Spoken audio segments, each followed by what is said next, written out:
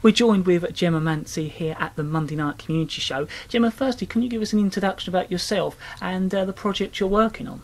Yes, Daniel, as you said, my name is Gemma and I'm a postgraduate research student at the University of Greenwich, and the title of my research project is Intergenerational Perspectives on Young Fatherhood on the Isle of Sheppey. So Gemma, why the Isle of Sheppey and young fathers?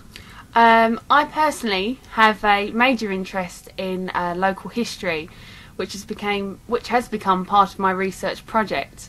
And although it is not particularly recognised by many, the Isle of Sheppey has a very rich and very interesting history. My interest regarding young fathers came from my undergraduate course at the University of Greenwich, where I studied various aspects of young fatherhood.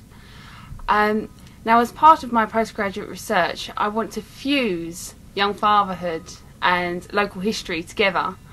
By fusing my two major interests together, I hope to build an understanding of the social structure and social history on the Isle of Sheppey, the importance of community to the local families, and in particular to young fathers. Also, how has the family of young fathers affected their experiences of being a young father, and has it potentially had an effect on the next generation that will be growing up on the Isle of Sheppey? How are you defining young fathers, Gemma? I'm defining young fathers by a young father has to be 24 or under, right, when he had his first child. So Gemma, does that age range count for all generations of fathers? Yes, regardless of the generation that you're from.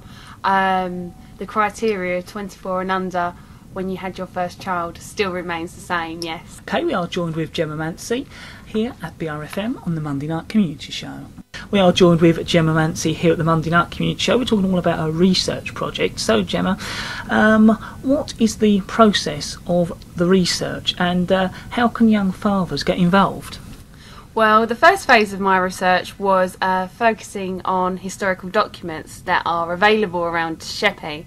Now I want to recruit at least 20 to 25 young fathers from the Isle of Sheppey. The participants needed for the research must have had their first child whilst living on the Isle of Sheppey and have spent at least 10 years living on the island. So participants don't necessarily have to be born and bred on the island. As I have already said, one of my main focuses is gaining the historical perspective as well as a contemporary perspective on young fatherhood. So my research will include men who were young fathers, again 24 and under, during the 1950s, the 1960s, 70s, 80s, 90s to young fathers today. But before the recruits make the decision to take part in their research, I would make arrangements to meet for an informal chat. So recruits can put a face to the voice, go through in more detail the questions that be asked of them as part of the research, and to generally give the recruits a more detailed process of the research and to answer any questions regarding the process of the interview. And from there we can make formal arrangements for a formal interview. What types of questions will you be asking? The questions that I will be asking are very broad questions based on a variety of subjects, as I am trying to gain an understanding of the community and the social history, as well as understanding young fatherhood as well. Questions will be based around the local community, family, education, employment, and experiences of being a young father. For example, a question could be, can you tell me about the local community whilst you were growing up? Can you tell me about your education? Can you tell me about your experiences as a young father? So the questions are really designed for the participant to answer the question however he wants to answer.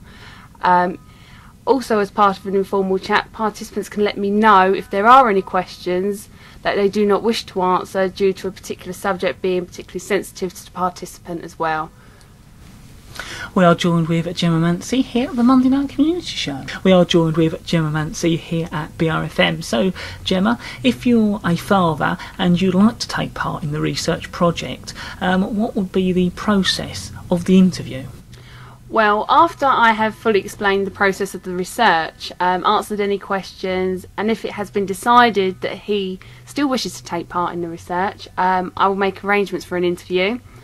The research project has also been ethically cleared by the university as well, and the interview will be held in a meeting room at a local organisation in Sheppey to ensure that all information passed on to me remains private and confidential.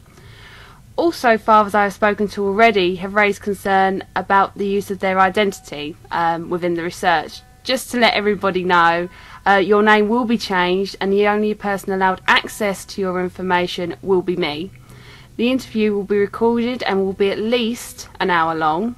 However, if participants wishes, the tape recorder will be switched off and the participants are free to leave at any time during the interview.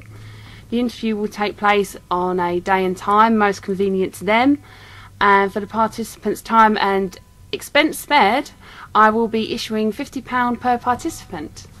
How can the young father get in contact with you? Young fathers can get in contact with me through my mobile.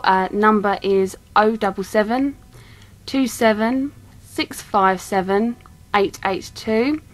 My office number is 0208 331 7768, and also through my email address, which is mg44@gre.ac.uk.